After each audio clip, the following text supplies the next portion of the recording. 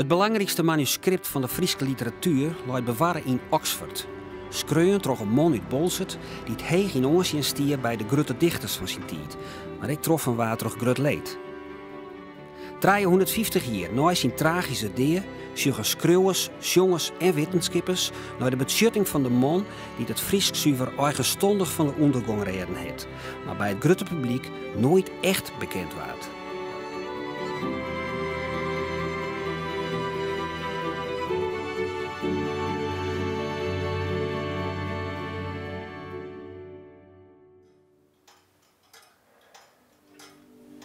Het is de allerlaatste uitbraak van de pest in West-Europa. Nog één keer komt de zwarte deerdel en neemt wat hem tak komt. Ik al hier jou ben, je vrouw ik al binnen jou nog net klaar met jouw levenswerk, geen begrutje.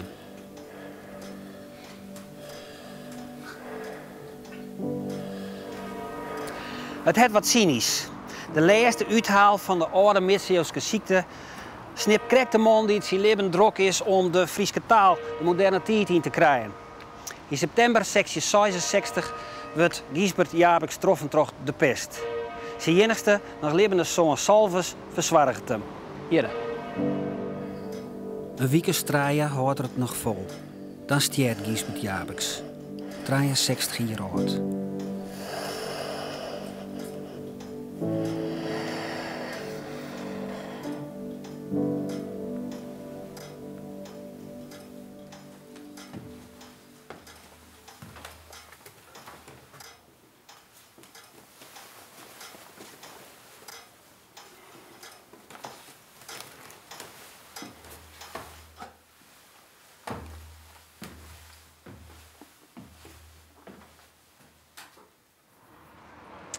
Maar de deer van Gisbert begint de Friese literatuur aan een nieuw leven.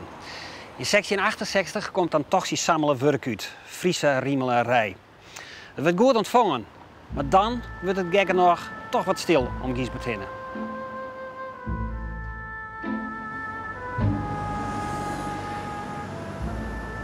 Stil in Friesland, maar met dank aan een U-bocht naar Engeland daar, bleef Gisberts werk toch nog in leven.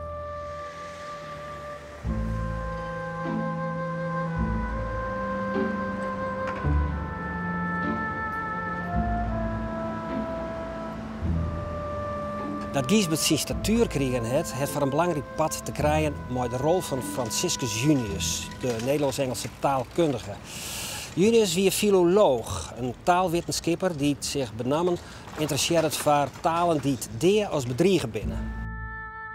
Franciscus Junius was lange tijd te gast bij Gisbert Jabex om studie te doen naar de structuur van de Friese taal en zijn overeenkomsten met het Nederlands, Duits en Engels. De jaren met Gisbert nam hij de hele stavering terug, maakte ondertekens, schreeuwde teksten oer en bezocht ze inzicht te krijgen in het Fries. Junius die nog volle meer internationaal belangrijk werk en ze bedarren een soort van zijn teksten in de Bodleian Library, de oudste openbare bibliotheek van Engeland in Oxford. Hier bewaren ze dan ook een echte Junius-collectie.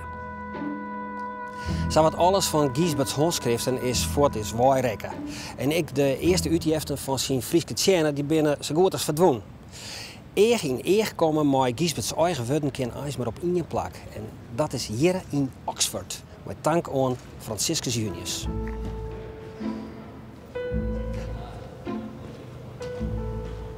Want Franciscus Junius nam een peer terug Gisberts schreeuwende teksten mooi in Engeland daar. Die manuscripten waren later veromvoerd in de Junius-collectie. En liet je nou correct een vrouwwerkje uit Friesland. Die Franciscus Junius, wat wie dat eigenlijk van man? Ja, Franciscus Junius was een groot geleerde in de 17e eeuw. Dus hij was een Nederlander. Hij was bijna in Heidelberg in Duitsland, maar in het eerste jaar van zijn leven is er verhuisd naar Nederland. Hij had op het gymnasium best in Dordrecht, had studeren in Leiden. Dus in die zin cultureel weer een Nederlander. En zijn belangstelling vanaf de 40 jaren, midden 40 jaren, in de 17e eeuw, ging uit naar de studie van Germaanse taal. Dus hij begon met het aanschrijven van teksten in Germaanse taal. Nou, het Fries was de eerste taal dat de teksten in aanschreef.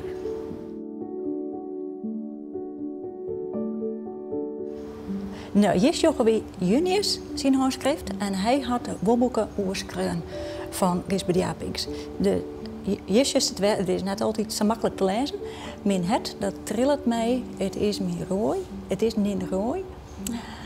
Mijn liefste wobbelke, mijn witste wobbelke, mijn zweetste wobbelke, wat best mooi.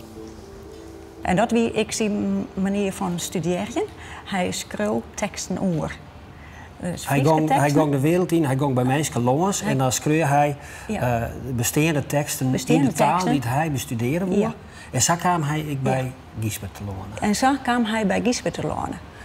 Ja, nou vraag je al van waarom nou krijg bij Gisbert. Ja. Maar ja, Gisbert weer in die tijd de enigste, dat weet we weten, dit Fries schreeuwenkoor.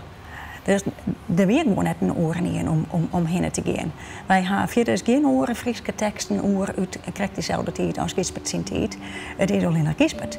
Een originele eerste druk van de Frieske Tjenne. Het enigste boek dat Gisbert bij leven uitbracht is alleen nog hier in de Bodleian te vinden.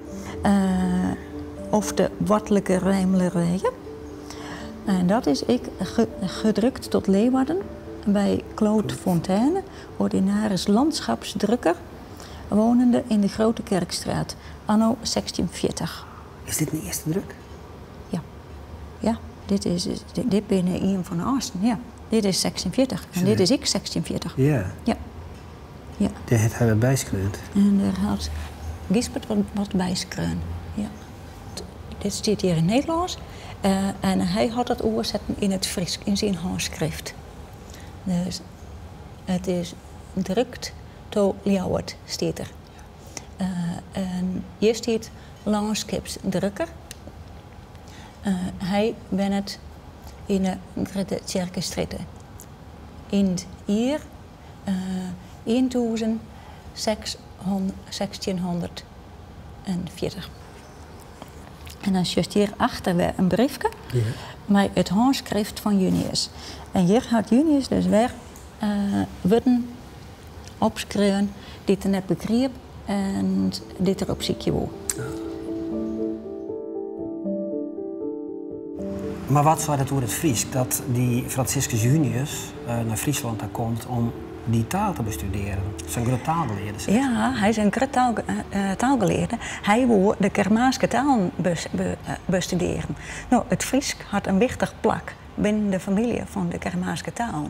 Het staat dichter bij het Engels, als Duits of als Nederlands. Maar het is gewoon een van de Germaanse taal. Dus Junius had ik studie maken van het Gotisch, dat is een Oost-Germaans. Dan van het Fries eerst, ik van het Nederlands, oude Nederlands, van het Engels, want dat koorde vanzelf, Duits, oud-Duits, al die talen koorde en had er hemzelf onleerd. Dus waar hij zijn studie serieus neemt, dan moest hij studie maken van het Fries. Ja. Dat kon net oors. Nee. Ik dacht dat we even overheen. Zo.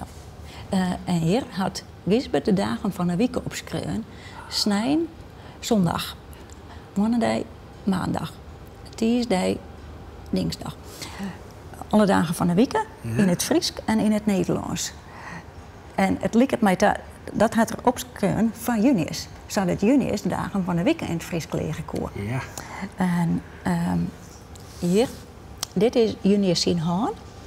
En hier kastelwoorden zijn. Ik zal het net helemaal even van, maar 8, 9, 10 en 10, 11, 12. Dus de telwoorden van 1 tot mijn 20 had Junius daarop geschreven. Maar hoe belangrijk heeft die Franciscus Junius nou eigenlijk voor Gisbert West, voor het voortbestaan van Gisbert, zeg maar, zijn werk? Van Gisbert zijn werk had er heel belangrijk geweest, want de meeste teksten die we hier hebben, dat binnen de enigste versies, of de oudste versies of de enigste van Gisbert zijn werk die we in handschrift hebben. Dus we hebben printenversies van Gisbert zijn werk, van de Rijmlerijen in 1668, dat printen. Dat hebben we wel.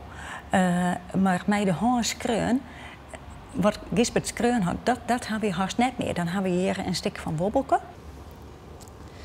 Zo, wij komen hier nu nou bij een bladzijde en die zit er tussenin. Ja. Dus die gaan ze de letter, kan je wel een beetje zien, Ja. die gaan ze de letter bij inboen. Ja. Nou, aan deze kant, dit is het handschrift van Gisbert Japix en dit is Wobokke. Dus ja, dit is Wobokke. En dan kan ik zeggen, het is net zo creërs. Dus Nou, hij nee, maar dat is wel mooi.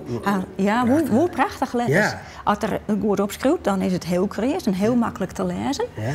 Maar hier had er hem verzint, of had de letter wat betters betocht, dan had de orde worden teruggeschreven en oren werden de boppen zetten. Oké.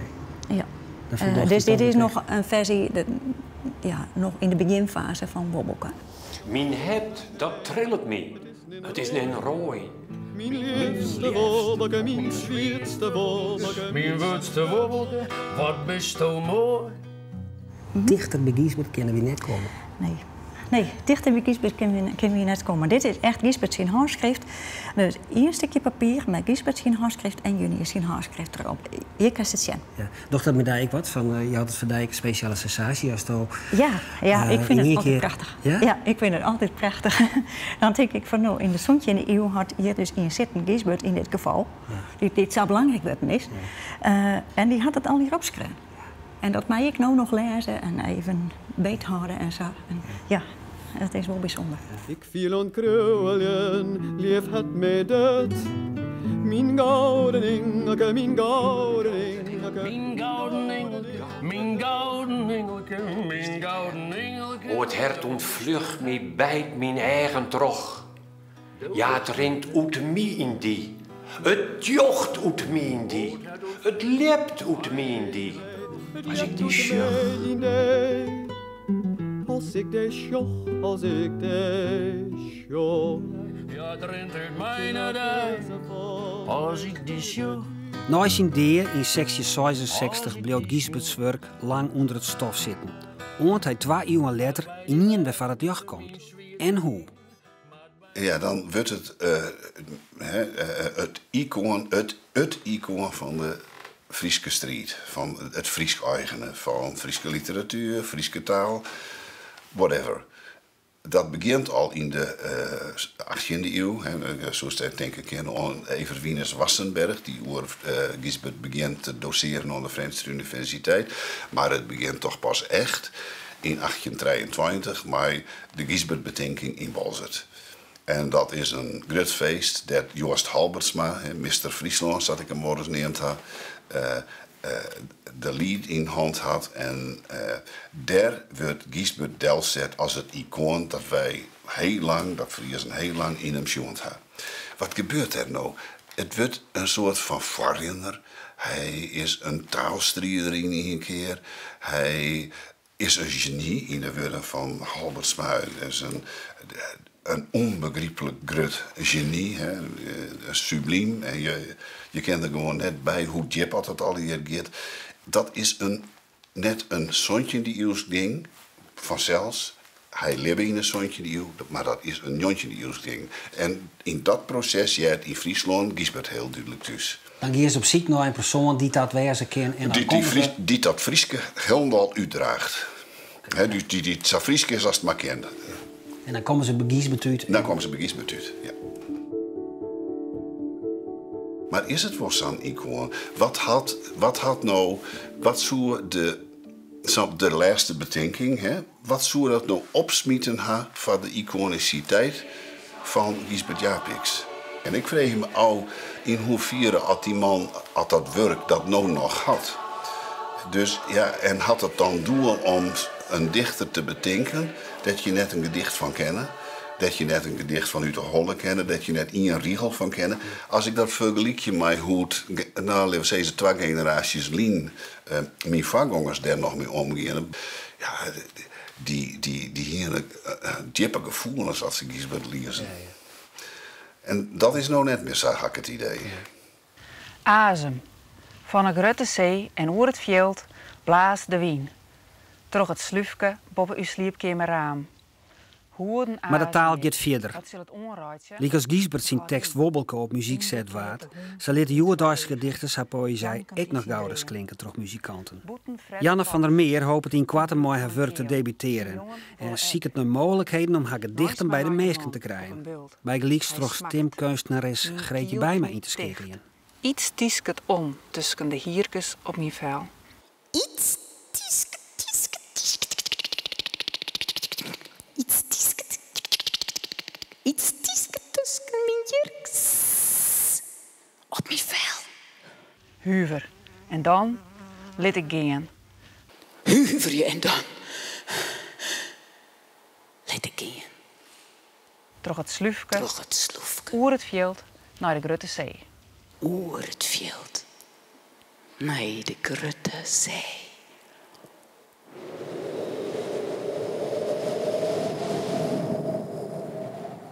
Ja, ik ben op zoek naar manieren om het bij de mensen te brengen. Op internet heb ik een blog. Daarop zet ik gedichten en foto's. En ja, ik wil graag een expositie maken met mijn foto's. En dan ja, de gedichten erbij. En zelf vind ik gedichten op zich, ja, als ze heel goed en heel krachtig binnen, dan kies ik fantastisch wezen. Maar ik vind het toch mooi om het te ondersteunen met beeld en met muziek. Omdat, als ik eerlijk ben, als ik naar een gedicht luister, wat voordroegen wordt, gewoon toch een dichter. Ik ken het net zo goed begrijpen. En ik vind het dan ik wel vaak saai. En ja, een gedicht moet toch echt wel nadenken. En die klank me vaak mooi om te jaren, maar als het ondersteund wordt, ik nog maar beeld en muziek, dan vind ik het krachtiger. En dan denk ik dat mensen er meer om herkennen, meer om beleven kunnen. Ik dol. En kom uit bij 4 gezichten. De foto's maak ik terug om te rennen met mijn camera en dan heel intuïtief foto's te maken. Ik doe dat gewoon als hobby. En op een gegeven moment dacht ik van, misschien kan ik het combineren. Dus het beeld met de poëzie. Want het bleek dat die foto's die ik maak en die ik het mooist vond, haast al je foto's zien van het landschap vlak om je heen, vlakbij. Ik hou mijn gedichten vrij simpel, want het is echt de bedoeling dat ik het zelf begrijp. Dus het is voor mij een uitdaging om zo simpel mogelijk te schreeuwen. In de zin van zo helder mogelijk te verwoorden wat ik bedoel. En net ja, moeilijk te doen. Ik vind het jammer dat mensen net begrijpen wat ik schreeuw.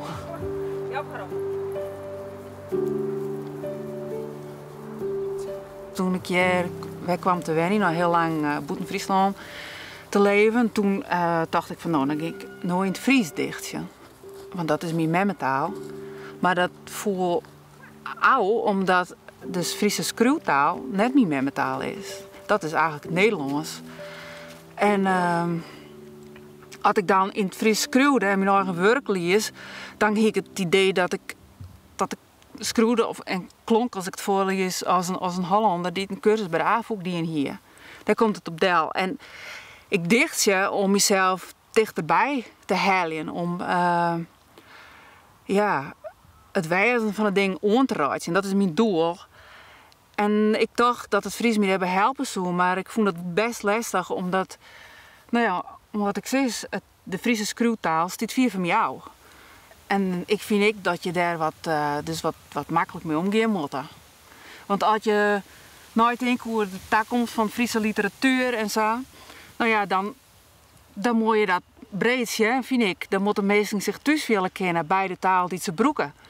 Dan moeten ze hun eigenheid uitdrukken kennen. En als dat te volle in van het archaïsche Fries is, als het net bij hun past, nou, ik vind, daar moet je daar best een beetje makkelijk mee omgaan. Een beetje vrij. Want taal is altijd in beweging. En taal verhoort altijd. En dat is het mooie van taal. Op en nij. Mijn dorp looit ergens achter mij. Mijn stem waarschijnlijk ik. Voor mij bloedt oer de taal van squalmasters en beelden van ooral. Ik leef in allerhande werelden. Het ien is mijn. Ik zal opnieuw geboren worden. Een enkele reis, een enkele reis, een enkele reis naar Sabine. Likwols wordt er nog altijd bezocht om Gisbert Japicx onder de meesken te krijgen. Speciaal voor het 350ste jaar van de dichter is een bannermusical maken. Om Gisbert en de taal net kwijt te raken. Een enkele reis naar Sabine, naar Sabine. En wij bedachten het plantje dat we de geest van Gisbert Japicx oproepen. En Gisbert Japicx, dat wie een schreeuwer die de Friese taal weer broekte als schreeuwtaal. Dat dienen ze toen net meer. En daarom wie Gisbert heel belangrijk voor de Friese taal. Je Gijsje. Oh, je Gijsje. Wat doe jij? Ga eens even zitten. Hé. Was je naar de wc of heb je slecht geslapen? Heb je een droom? Het wie geen droom. Het wie echt. Wat was echt? Ik jade een geest. Een geest? En die roepte de hele tijd, juf Gijsje. Juf Gijsje. Juf Gijsje? Juf Gijsje. Maar dat ben ik, denk ik. En u bent? Sis Mardo. Oh, hij spreekt Fries. Ja. Do spreekt Fries? Hast du daar problemen mee, Gijsje? Nee. Nou, juf. Dat is mooi, zelfs als een heer een sluis. Jou daar een hand, jou daar een leven toe. En wat ik viel goed. Zo puur kan liefde zijn. Van wat ik viel. Zo puur kan liefde zijn. Ditje. Ditje.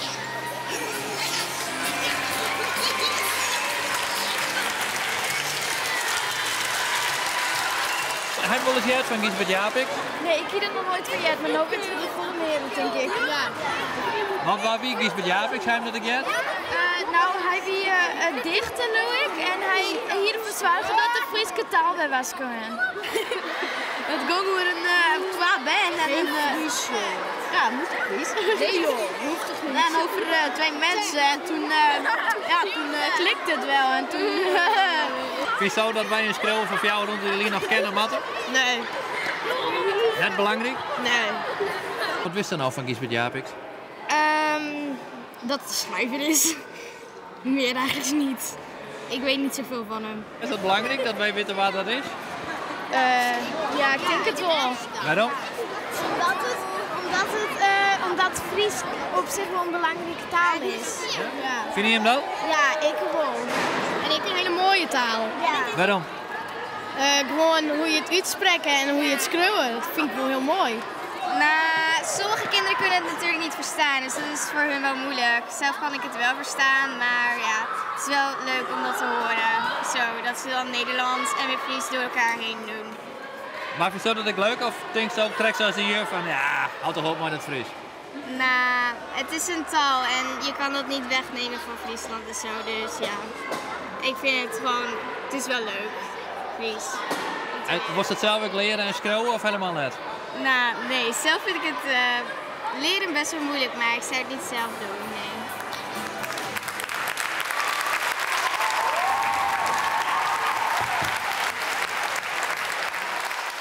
En zo is Gisbert Japicx uiteindelijk voor elk wat hij de zelfs zin wil.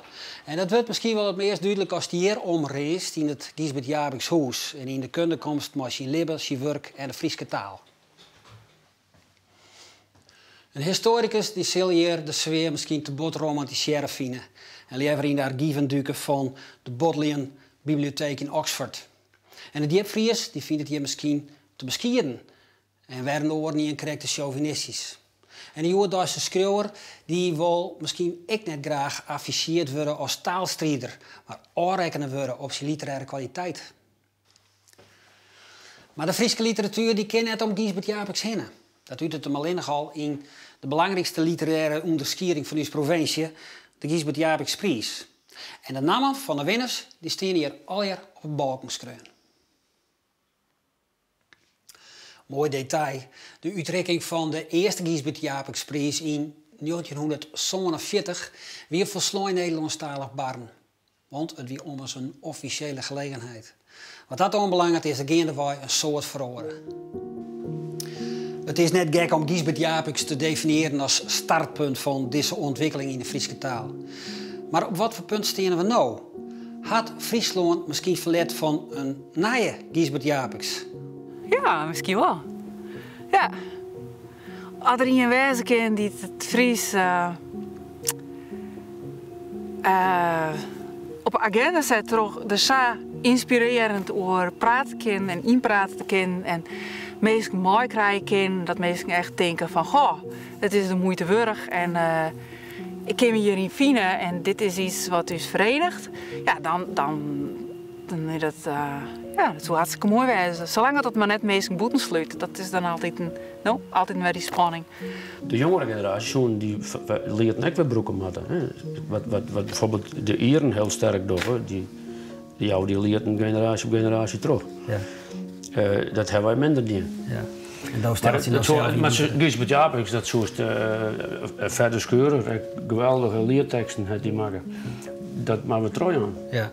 En dan hoeft ze maar een beetje onderpassen en dan kennen ze wel langer mooi. Dus dan maken ze het Fries begrijpelijker, of meer het Fries van nou.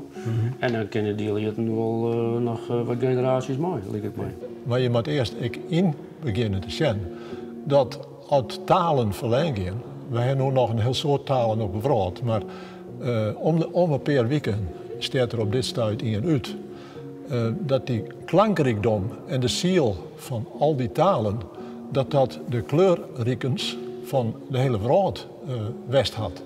Een eigenaardige trek van de Friese cultuur is dat hij dus een enorme hege dunk van eigen vermogen heeft.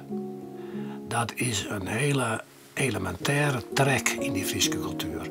Dat is niks Amerikaans. We hebben dus een hele naïeve kijk op de kracht van het Friese volk. Wat is het Friese volk? Wat is nou de dag in een globaliseerde wereld nog het Friese volk? Wat is zo'n 19e eeuw het Friese volk? Toen hebben ze dus al wel natuurlijk in de nationalistische richting behoord. Maar wij zitten nu dus toch in die individualistische tijd. Een dichter zal nou net meer gehoord worden binnen Frieskrant. Dat moet een internationaal dichter wezen. En natuurlijk kan die er komen. Nee, ik weet net als je verlet gaat van een nieuwe Gisbert. Want je moet je bedenken dat Gisbert pas bekend worden is na zijn ideeën. Ja. En dat is wel tragisch. Dat is bij een paar van die schilders is dat ik zeg. Ja. Maar ik denk net dat wij verlet gaan van een nieuwe Gisbert. Maar wij hebben zelfs altijd verlet van nieuw werk. Ja. Want als je geen nieuw werk hebt, dan moet je die oude werken al je nog wel lezen. En dan moet je wel kom vreugde van de wereld, maar weer oprakelen. Maar dat... Wij hebben wel verlet van schreeuwers die u wat doggen. Die wat doggen met uw gevoel als wij lezen, met uw verstaan, die u aan het nadenken brengen. Ja, en in die zin hebben wij dat wel. En ik denk dat gewoon van de moderne Friese schreeuwers ha ik wel wat van die iconiciteit. Het Tjebbe Hettinghuis, daar staat er gewoon een icoon van het Fries geworden. Urenlang dool ik door het havenkwartier. Drink in het dakkroegen. Onder het dekmantel van nacht en neon bevarren rossige vrouwen de kooien van het wrakkenskip de Vraat. Pooie zonnepompen die de trin eezie. Uithaljende boot van een mannen bezield, koel, de zuidelijke continenten, die op een wette kaarten van mijn ondenken schatten kruist ha. En ik denk dat voor het verder brengen van een cultuur als de Frieske, wat dat verder zich maar vaststelt, maar dat wel belangrijk is dat wij voorbeelden hebben, dat wij zeg maar een soort van geerballingen hebben van Frieskunst of. Dus werd wij van denken van ja, dit is een soort van geervetting van uw eigen identiteit. En dan denk ik dat een Tjebbe er dichterbij zit van de gemiddelde Fries als, hoe heet het er alweer? Gisbert. Het zal altijd noordelijk blijven een mond te kenschetsen die het zo rekkert om zoveel krijgen in een cultuur. Om de leefde van een taal, om historie, om identiteit. En om het gevoel dat je altijd maar weer opboksen moet dat je een grotere macht. Dan zal in de toekomst nog wel eens een betinking zien van Gisbert Jabiks houden verder. En dan, in het volgende tijdrek, zullen we vast weer over hoe de man praten. Nou ja, dat is nou een keer het lot van een boegbeeld.